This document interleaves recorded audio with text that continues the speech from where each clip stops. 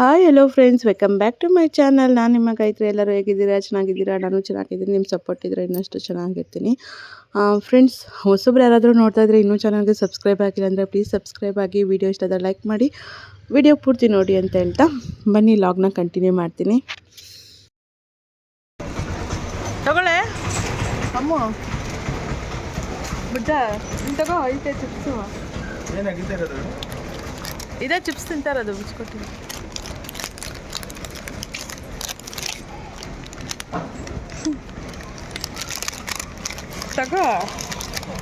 ತಗೋ ಬರುತ್ತೆ.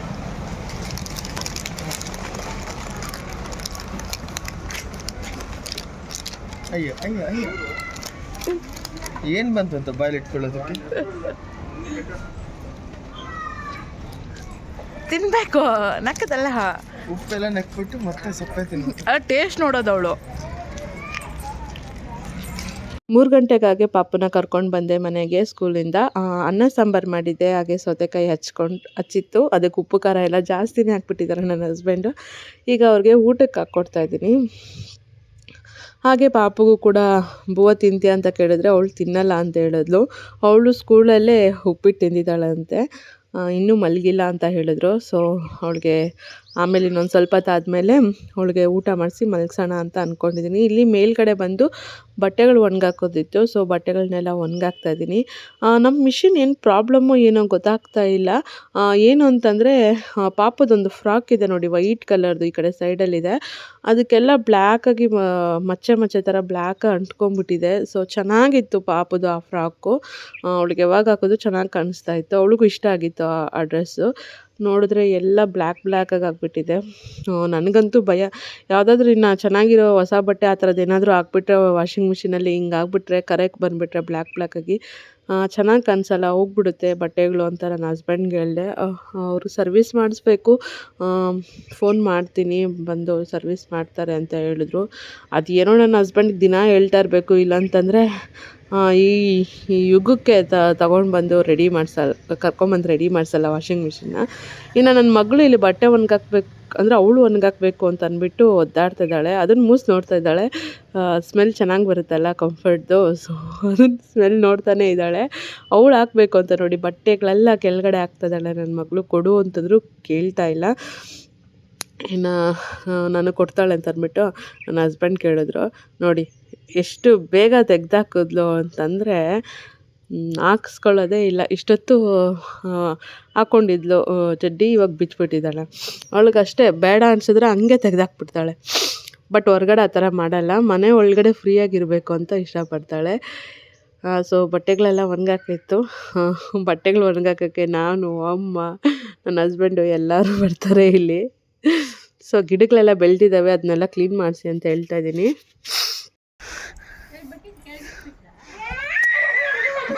ಸೊಳ್ಳೆಗಳು ಜಾಸ್ತಿ ಬರುತ್ತೆ ಅಷ್ಟೇ ಇದರಿಂದ.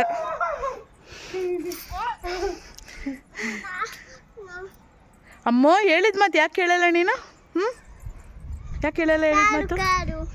ಕಾರೇನು?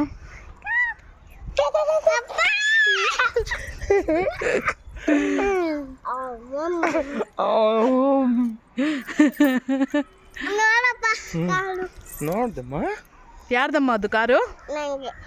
ನಂಗೆ ಅಲ್ಲ, ನಂದು ಅನ್ಬೇಕು. ಯಾರ್ದು ಕಾರ್ ಅದು? ನಂದು. ನಿಮ್ಮ ಅಪ್ಪದು ಕಾರ್ ಅದು, ನಂದಲ್ಲ. ಅಮ್ಮದು. ನಂದಲ್ಲ, ನಮ್ಮ ಮೂವರದು ಕಾರು. ನಮ್ಮದು ಎಲ್ಲರದು ಕಾರು, ಫ್ಯಾಮಿಲಿ ಕಾರ್. ಜುಟ್ಟು ಇನ್ನೊಂದು ನಂಗೆ ಸೂಪರ್. ಅಲ್ಲಿ ನಿಂತ್ಕೋಬಾರ್ದಮ್ಮ, ಎಡ್ಜಲ್ಲಿ ಕೆಳಗಡೆ ಎಲ್ಲ ನಿಂತ್ಕೋಬಾರ್ದು. ಸಣ್ಣ ಎಲ್ಲಮ್ಮ ಬುಜ್ಜ? ಸಣ್ಣ ಎಲ್ಲಿ ಸಣ್ಣ? ಎಲ್ಲಿದ್ದಾನೆ ಸಣ್ಣ? ಸೂರ್ಯ, ಬಿಸಿಲು ಅಲ್ಲ, ಇಲ್ಲಿದೆ ನೋಡು ಸಣ್ಣ. ನೋಡ್ಬಿಡು ಸಣ್ಣ, ನೋಡೋಣ ನೀನು ಹೇಗೆ ನೋಡೋದು ಸಣ್ಣ? ನೋಡ್ತಿದ್ಯಾ? ಅಲ್ಲಿ ಮೇಲೆ ನೋಡೆ, ಅಲ್ಲಿ ನೋಡು, ಅಲ್ಲಿ ಮೇಲೆ ಅಲ್ಲಿ ನೋಡು, ನೋಡೋಕ್ಕೆ ಆಗ್ತಾ ಇಲ್ಲ. ಹಂಗೆ. ಸೊ ಮೇಲ್ಗಡೆ ಬಟ್ಟೆಗಳೆಲ್ಲ ಒಣಗಾಕಿದ್ದಾಯಿತು. ಇವಾಗ ಮನೆ ಒಳಗಡೆ ಹೋಗ್ತಾ ಇದ್ದೀವಿ. ನನ್ನ ಮಗಳು ಇಲ್ಲೇ ಇರೋಣ, ಇನ್ನೊಂದು ಸ್ವಲ್ಪ ಹೊತ್ತು ಆಟ ಆಡೋಣ ಅಂತ. ನಾವು ಬಿಸಿಲು ಬಾಮ್ಮ ಅಂತ ಅಂದ್ಬಿಟ್ಟು ನಾವು ಕರ್ಕೊಂಡು ಹೋಗ್ತಾ ಇದ್ದೀವಿ. ಅವಳೊಬ್ಬಳೇ ಮೆಟ್ಲು ಹತ್ತಬೇಕು ಇಳಿಬೇಕು ಅಂತ ಅಂದ್ಕೊತಾಳೆ. ಒಂದು ಸ್ವಲ್ಪ ಮಿಸ್ ಆದರೂ ಕೆಳಗಡೆ ಬಿದ್ದೋಗ್ಬಿಡ್ತಾಳೆ. ಭಯ ಆಗುತ್ತೆ. ಮೆಟ್ಲೆಲ್ಲ ಮಕ್ಕಳನ್ನ ಹತ್ಸೋಕ್ಕೆ ಒಬ್ಬೊಬ್ಬರೇ ಬಿಡಬಾರ್ದು.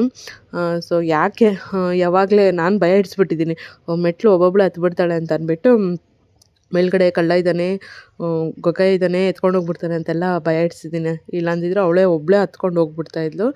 ಇವಾಗ ಮೇಲೆ ಹತ್ಬೇಕಾದ್ರೆ ಅಮ್ಮ ಅಮ್ಮ ಅಂತ ಕರೀತಾಳೆ. ಅವರಪ್ಪ ಉಪ್ಪು ಮೂಟೆ ಒರೆಸಿದ್ರು.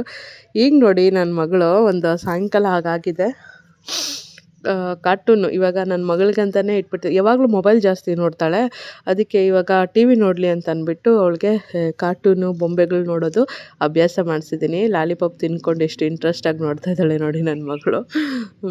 ಸೊ ಇರಲಿ, ಜಾಸ್ತಿ ಮೊಬೈಲ್ ನೋಡೋಕ್ಕಿಂತ ಟಿ ವಿ ನೋಡೋದು ಅಭ್ಯಾಸ ಆದರೆ ಆರಾಮಾಗಿ ಸೋಫಾ ಮೇಲೆ ಕುತ್ಕೊಂಡು ಟಿ ವಿ ನೋಡ್ತಾಯಿದ್ರೆ ನನಗೆ ಎಲ್ಲ ಕೆಲಸಗಳು ಮಾಡೋಕ್ಕೂ ಈಸಿ ಆಗುತ್ತೆ. ಆಮೇಲೆ ಪಾಪುಗೆ ಚಿಕ್ಕ ಚಿಕ್ಕ ದೋಸೆಗಳು ಹಾಕ್ಕೊಟ್ರು ಅವರಪ್ಪ. ಆಮೇಲೆ ನಾನಿವಾಗ ಮುಲ್ತಾನಿ ಮಿಟ್ಟಿ ಫೇಸ್ ಪ್ಯಾಕ್ ಹಾಕ್ಕೊಳ್ಳೋಣ ಅಂತ ಅಂದ್ಬಿಟ್ಟು ಫೇಸ್ ಪ್ಯಾಕ್ ಹಾಕ್ಕೊಂಡಿದ್ದೀನಿ. ನನ್ನ ಮಗಳ ಮುಂದೆನೇ ಹಾಕ್ಕೊಂಡೆ. ಆಮೇಲೆ ಈ ಥರ ಹಾಕ್ಕೊಂಡು ಬಂದು ಒಂದೇ ಸರಿ ನನ್ನ ಮಗಳ ಮುಂದೆ ಬಂದುಬಿಟ್ರೆ ಭಯ ಪಟ್ಬಿಡ್ತಾಳೆ ಅಂತ ಅಂದ್ಬಿಟ್ಟು ಸೊ ಫಸ್ಟು ಮುಲ್ತಾನಿ ಮಿಟ್ಟಿ ಹಾಕ್ಕೊಂಡು ಏನು ಮಾತಾಡಬಾರ್ದು, ಬಟ್ ನನ್ನ ಮಗಳು ಮಾತ್ರ ಮಾತಾಡಿಸ್ತಾನೇ ಇದ್ದಾಳೆ. ಈಗ ನನ್ನ ಹಸ್ಬೆಂಡ್ ರಿಯಾಕ್ಷನ್ ನೋಡೋಣ.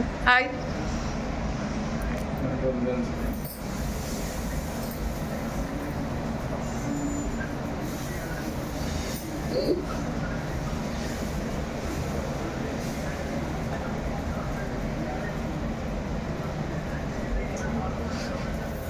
ಇದರಿಂದ ಈಗ ನನ್ಗೊಂದು ಅನುಕೂಲ ಆಯ್ತು. ಇದು ಹಾಕೊಳ್ಳೋದ್ರಿಂದ ಡೈಲಿ ಹಾಕೋ. ಯಾಕೆ ಹೇಳು, ಇನ್ನೊಂಚೂರು ಒಳಗದ್ಮೇಲೆ ಬಾಯಿ ಬಿಡಲ್ಲ ನೀನು. ಬಾಯಿ ಬಿಡಂಗಿಲ್ಲ ನೀನು.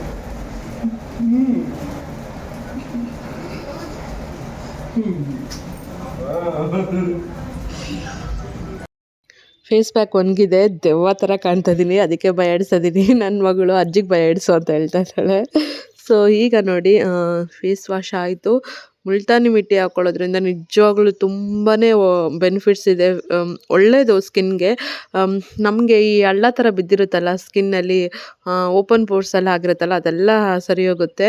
ಹಾಗೆ ಮಾರ್ಕ್ಸ್ ಎಲ್ಲ ಏನೇನಿದೆಯೋ ಅದೆಲ್ಲ ಈವೆನ್ ಟೋನ್ ಆಗುತ್ತೆ. ನಮ್ಮ ಫೇಸು ತುಂಬಾ ಚೆನ್ನಾಗಿ ವರ್ಕ್ ಆಗುತ್ತೆ, ಗ್ಲೋಯಿಂಗು ಬರುತ್ತೆ.